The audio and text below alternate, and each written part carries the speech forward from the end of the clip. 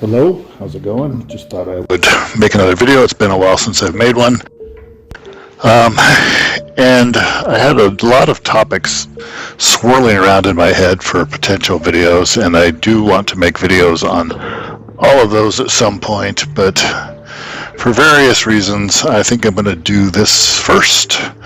And I think I'm just going to talk very, very briefly about what I'm doing and why I'm doing it. So RPGs have been my hobby since sometime in the 80s. I started playing Dungeons & Dragons in early 1980, the original Dungeons & Dragons, the white box stuff.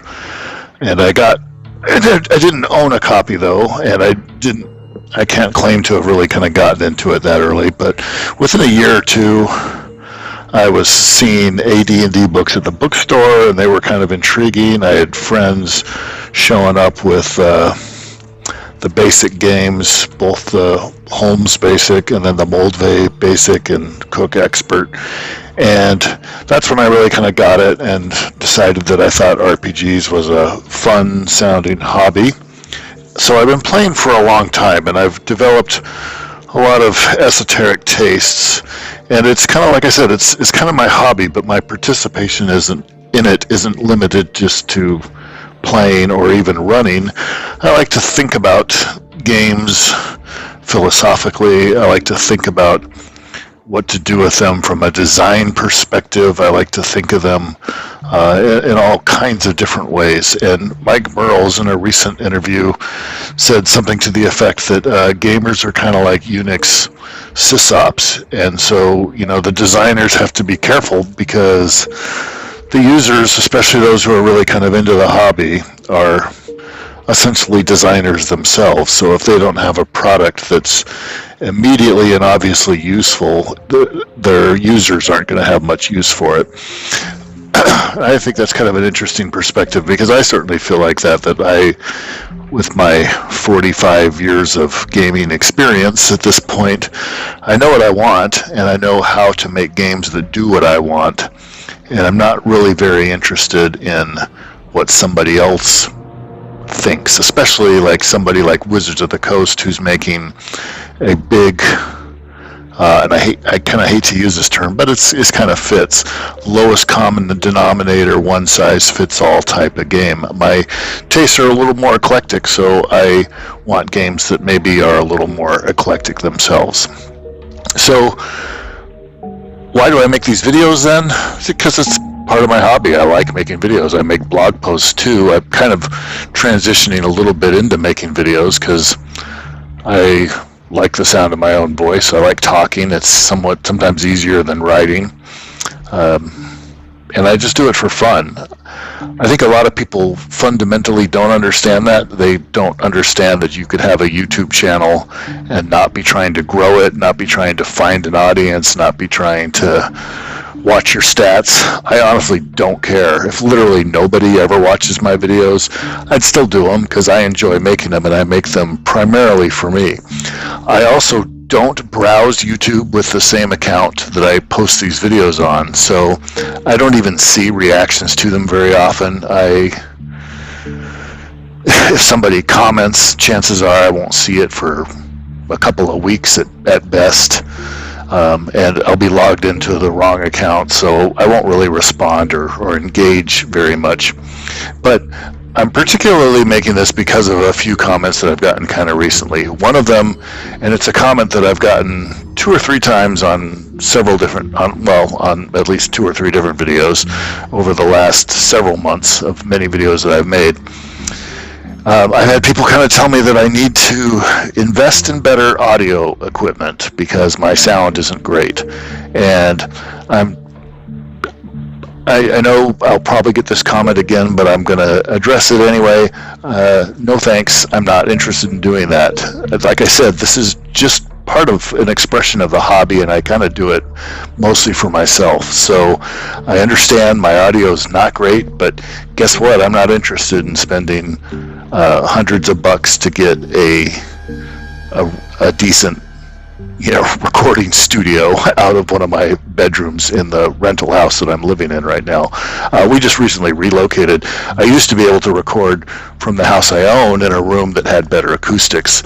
Most of the rooms in my current house have lousy acoustics, and because I don't have great equipment, it sounds kind of bad. Yeah, it is what it is. I'm not going to change that until I move, and even then, I'm not going to spend a couple $100 on a mic. I'm not going to get soundproof whatever on the walls.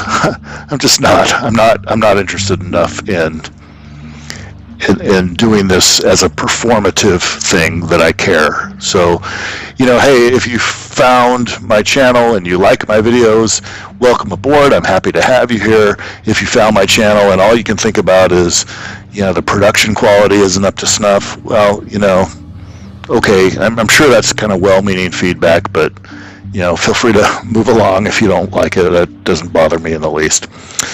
Second thing I want to kind of address is somebody asked me what system I use or what system some of my house rules are meant for, and I think that's an interesting question, and I have sort of talked about it, but also I probably haven't addressed it quite as well as I should.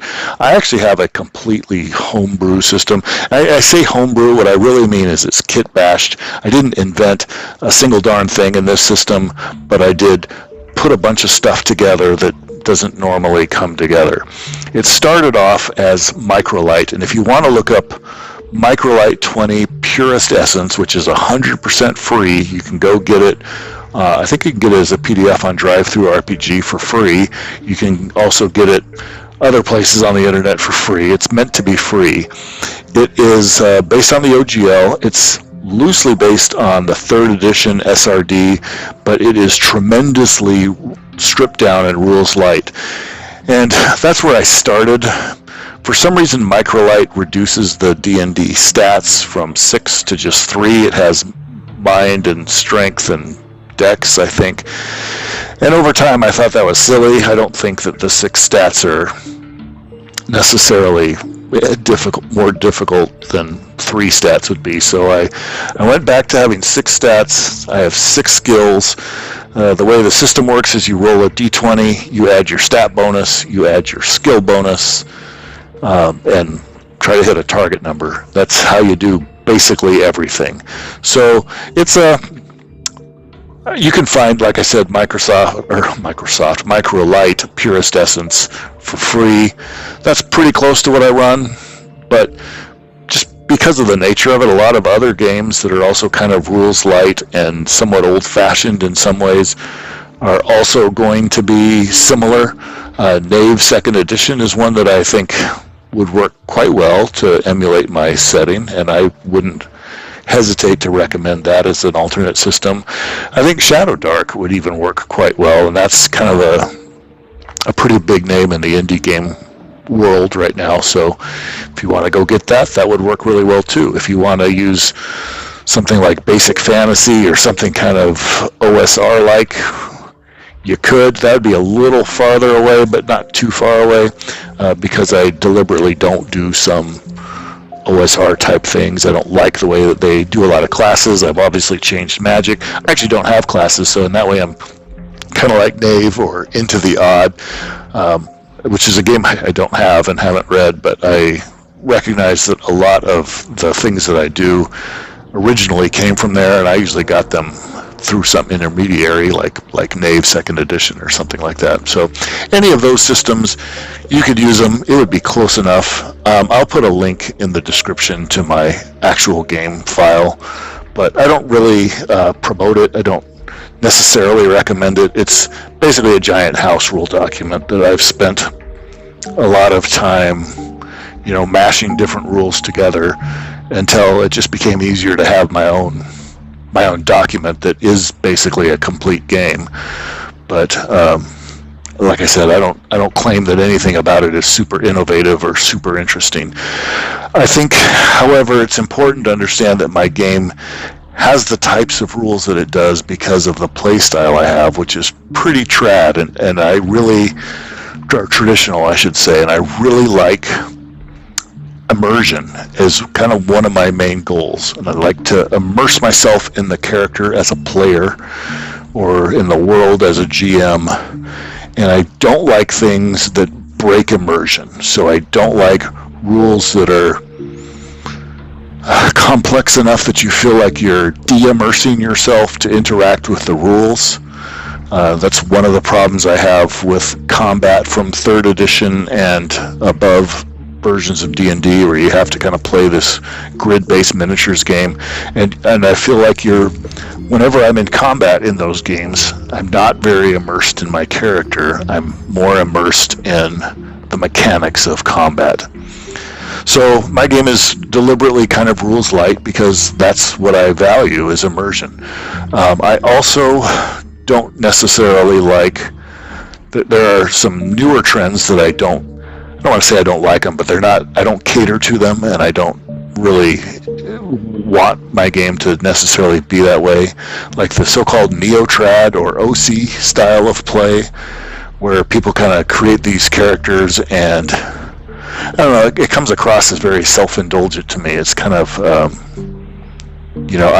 want to create my own character and it be the star of everything, and everybody kind of caters to this power fantasy I have around this character. And I don't know, I'm not interested in playing that. My game has a tone that is probably similar in many ways to Warhammer Fantasy role-playing.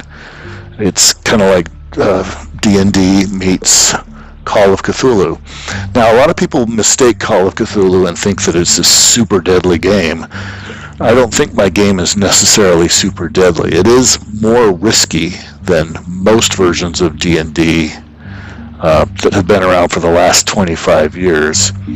It's not necessarily more risky than older versions of D&D in the 80s, though, like BX D&D or something like that. And although it does have Lovecraftian magic and it does have sanity, there's a lot of safety nets and other things that mean that you're unlikely to have just character death be common. However, it's certainly always possible, and players who are extremely foolish or reckless or unlucky may in fact lose several characters over the course of a campaign. But characters who are a little more sensible and whatnot are likely to have a character make it all the way through a campaign without dying. And then there's no resurrection in my game. It's kind of a darker fantasy, almost a horror game, but not quite. Darkest Dungeon, there's a computer game model that's also fairly close to what I'm looking for. So it is a little darker, a little riskier than modern D&D. It's probably on par with older D&D. If you play something like Old School Essentials or Basic Fantasy, you're probably not going to be very put off by the risk of my game, because it would be on par with those. What else? Yeah, let me put the link here in the description, and I think I'll quit at that. I answered a few questions. It's always fun to answer some questions. I don't get a lot of questions because I don't get a lot of traffic, but that's okay. Like I said, I'm only doing this for myself. I thought that some of the questions I had about what type of game I actually play was kind of interesting, and I thought the fact that I've had 2 or 3 people say, get better audio, I just kind of wanted to address that and say, thanks for the feedback, but no, it's not important enough to me to invest in a recording studio. I'm just a guy who's talking into my phone, sitting in the living room, and making videos out of it. Anyway, we'll talk to you later. Thanks.